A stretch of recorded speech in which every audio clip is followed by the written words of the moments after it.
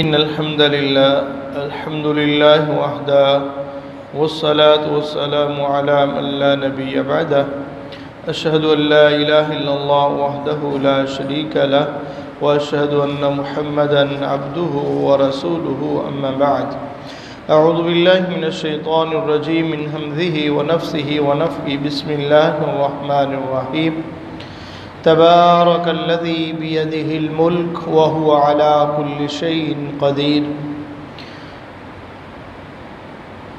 سورۃ الملک ہے، 29ویں پارے کا آغاز ہو رہا ہے۔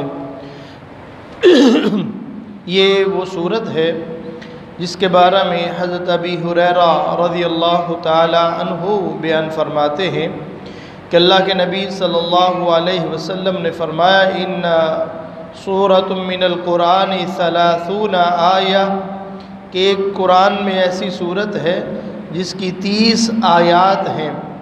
شفعت لرجل حتی غفر له وہی سورۃ تبارک الذی بیدہ الملک کہ کل قیامت کے دن اپنے پڑھنے والے کی شفاعت کرے گی، اور یہ وہ صورت تبارک الذی بیدہ الملک ہے۔ گویا کہ یہ سورۃ ملک وہ صورت ہے جو اپنے پڑھنے والے کی کل قیامت کے دن اللہ کے ہاں سفارش کرے گی۔ اور دوسری روایت کے الفاظ یہ ہیں کہ یہ اللہ کے ساتھ اس بندے کے حوالے سے جھگڑا کرے گی اور اس کو جنت میں داخل کر دے گی۔ اور یہی وہ صورت ہے جس کے بارے میں جامع ترمذی کی روایت ہے کہ اللہ کے نبی صلی اللہ علیہ وسلم رات کو سونے سے پہلے سورۃ ملک کی تلاوت فرماتے۔ تبارک الذی بیدہ الملک، بابرکت ہے وہ ذات جس کے قبضہ قدرت میں بادشاہت ہے، کہ اللہ کی ذات ہر اعتبار سے بابرکت ہے۔ اس اللہ ہی کے ہاتھ میں زمین و آسمان کی بادشاہت ہے۔ وہ اللہ، اس کی قدرت ہے، اس پہ کنٹرول ہے، جس طرح وہ چاہے غلبہ اسی کو حاصل ہے۔ کائنات کا ذرہ ذرہ اس کے کنٹرول میں ہے، جس طرح وہ چاہے وہ کرے، اس کی ہی بادشاہت ہے۔ وہ شاہ کو گدا کر دے، گدا کو شاہ کر دے، اس کو کوئی پوچھنے والا نہیں ہے۔ وہ غریب کو امیر اور امیر کو غریب بنا دے، یہ ساری بادشاہت اس ایک اللہ کے اختیار میں ہے۔ ساری حکمتیں وہی جانتا ہے، اسی ہی کے پاس ہے۔ بیدہ الملک وہو علی کل شیء قدیر، وہی اللہ ہر چیز پہ قدرت کا مالک ہے۔ الذی خلق الموت والحیات لیبلوکم ایکم احسن عملا، وہ ذات اللہ کی وہ ہے کہ جس نے موت اور زندگی کو پیدا فرمایا، لیبلوکم ایکم احسن عملا، تاکہ وہ تمہاری آزمائش کرے، تمہارا امتحان لے کہ اس دنیا میں آ کر کے احسن عمل کرنے والا کون ہے۔ وَهُوَ الْعَزِيزُ الْغَفُورُ، اور وہی ذات غالب اور بخشنے والی ہے۔ الَّذِي خَلَقَ سَبْعَ سَمَاوَاتٍ طِبَاقًا، وہ ذات اللہ کی ایسی ذات ہے جس نے آسمانوں کو تہ بتہ پیدا فرمایا۔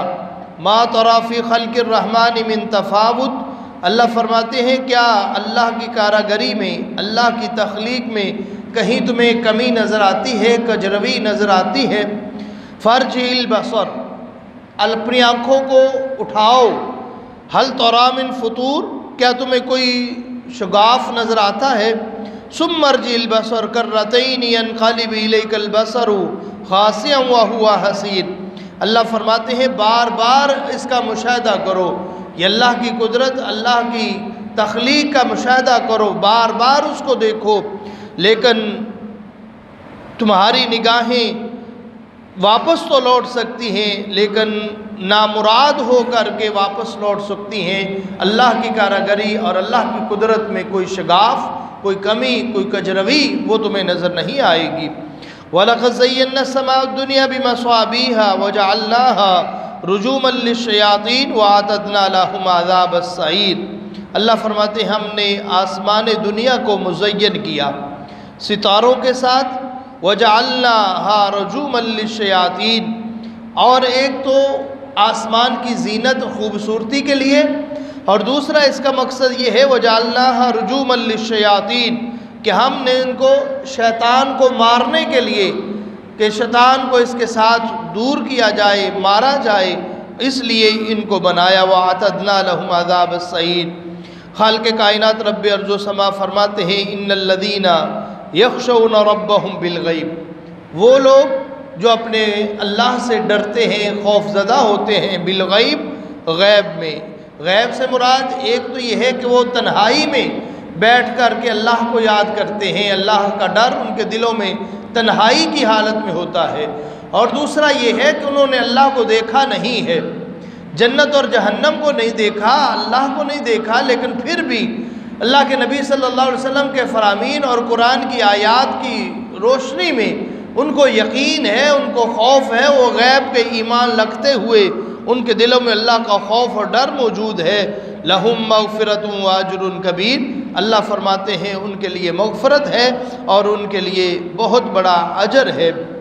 خالق کائنات رب ارض و سما فرماتے ہیں قل وَيَقُولُونَ مَتَى هَذَا الْوَعْدُ إِن كُنتُمْ صَادِقِينَ، اور یہ سوال کرتے ہیں کہ قیامت کب آئے گی، ان کنتم صادقین، اگر تم سچے ہو تو اے نبی ان سے فرما دیجئے قل انما العلم عند اللہ، اس کا علم تو اللہ کے پاس ہے، اللہ کے علاوہ اس کا علم کسی کے پاس نہیں ہے۔ وَإِنَّمَا أَنَا نَذِيرٌ مُبِينٌ، میں تو بس ڈرانے والا ہوں، خوف زدہ کرنے والا ہوں، اس کے بارے میں تمہیں تنبیہ کرنے والا ہوں۔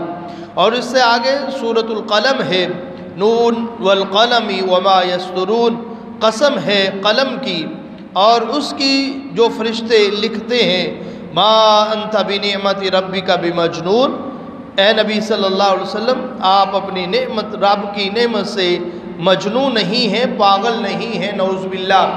اور یہ ان کفار کا جواب دیا جا رہا ہے جو کفار اللہ کے نبی صلی اللہ علیہ وسلم کے بارے میں یہ کہتے تھے یا ایھا الذی نزل علیہ الذکر انک لمجنون، کہ یہ جس کے اوپر ذکر قرآن نازل ہوا ہے یہ تو نعوذ باللہ پاگل اور دیوانہ ہے۔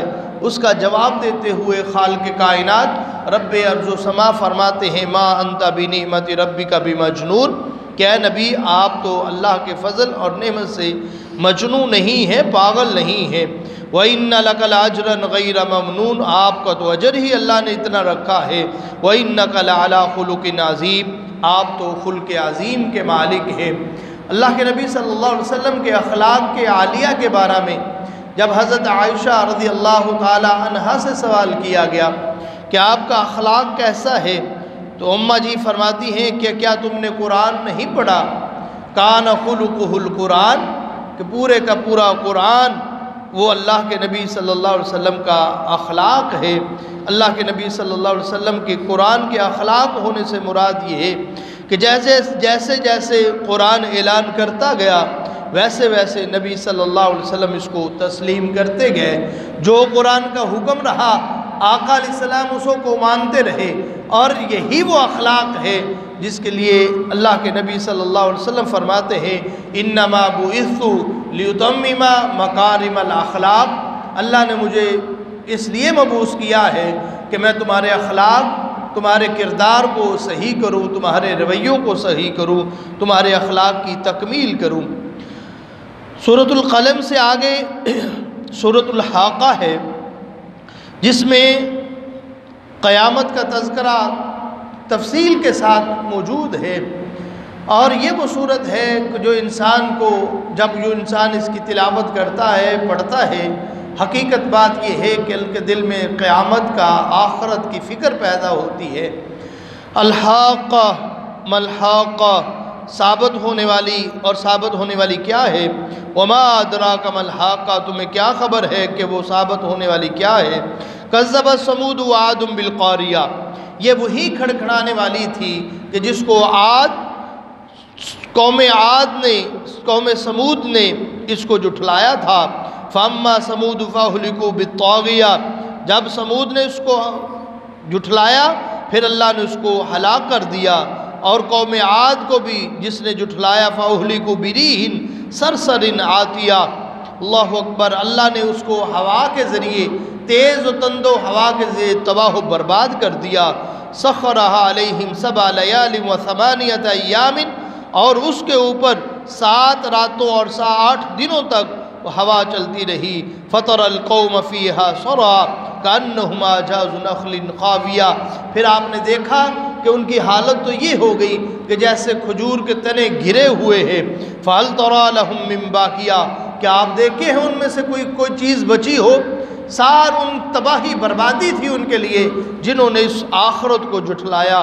फ़असौ रसूल रब्बिहिम फ़अख़ज़हुम अख़ज़तन राबिया, फिर फ़िरौन का तज़किरा है कि जब फ़िरौन ने जब रसूलों को झुठलाया, फ़असौ रसूल रब्बिहिम फ़अख़ज़हुम अख़ज़तन राबिया इन्ना लम्मा तग़ल माउ हमलनाकुम फ़िल जारिया लिनजअलहा लकुम तज़किरतन व तअियहा उज़ुनुन वाइया फ़इज़ा नुफ़िख़ फ़िस्सूरि नफ़क़तुन वाहिदा। फिर ये उसका तज़किरा है, कौमों का तज़किरा, उनकी हलाकत और बर्बादी का तज़किरा, फ़िरौन की हलाकत और बर्बादी का तज़किरा। फिर अल्लाह फरमाते फ़इज़ा नुफ़िख़ फ़िस्सूरि नफ़क़तुन वाहिदा, ये है वो क़यामत कायम होने वाली अल-हाक़्क़ा मल-हाक़्क़ा। अब उसका तज़किरा शुरू हुआ है फ़इज़ा नुफ़िख़ फ़िस्सूरि नफ़क़तुन वाहिदा, कि जब सूर को फूंक दिया जाएगा और एक ही नफ़क़े के अंदर वहुमिलतिल अर्ज़ु वल जिबालु फ़दुक्कता दक्कतन वाहिदा, बस एक ही वजह से ये पहाड़, ये ज़मीन, फिर आप इसको देखेंगे, फिर फ़यौमइज़िन वक़अतिल वाक़िया, और जब वाक़या होने वाली वाक़या हो जाएगी, फिर ज़मीन व आसमान रेज़ा रेज़ा हो जाएंगे। वनशक़्क़तिस समाउ फ़हिय यौमइज़िन वाहिया वल मलकु अला अरजाइहा व यहमिलु अर्श रब्बिका फ़ौक़हुम यौमइज़िन समानिया। ये उस दिन की बातें हो रही हैं, ये वो क़यामत का मंज़र है जब ज़मीन व आसमान फट जाएंगे, रेज़ा रेज़ा हो जाएंगे। आप देखेंगे कि वो अल्लाह के फ़रिश्ते वो अर्श को उठाए होंगे, यौमइज़िन समानिया, उस दिन 8 फरिश्ते अल्लाह के अर्श को उठाए हुए होंगे। और मुमकिन है ये वो अर्श अज़ीम हो कि जब अल्लाह अपने बंदों का हिसाब लेने आएंगे, उस वक़्त फरिश्तों की तादाद वो 8 होगी कि उसको उठाए हुए होंगे। यौमइज़िन तुरज़ूना ला तख़फ़ा मिनकुम ख़ाफ़िया फ़अम्मा मन ऊतिया किताबहु बियमीनी, जब उस दिन फ़ैसला किया जाएगा, पस उनमें से जिसको किताब ज़िंदगी उसके दाएं हाथ में देगी, फ़यक़ूलु हाउ मुक़रउ किताबिया, फिर ये कहेगा आओ मेरी किताब को पढ़ो, इन्नी ज़ननतु अन्नी मुलाकिन हिसाबिया, मैं तो गुमान करता था कि मुझे हिसाब मिलने वाला है।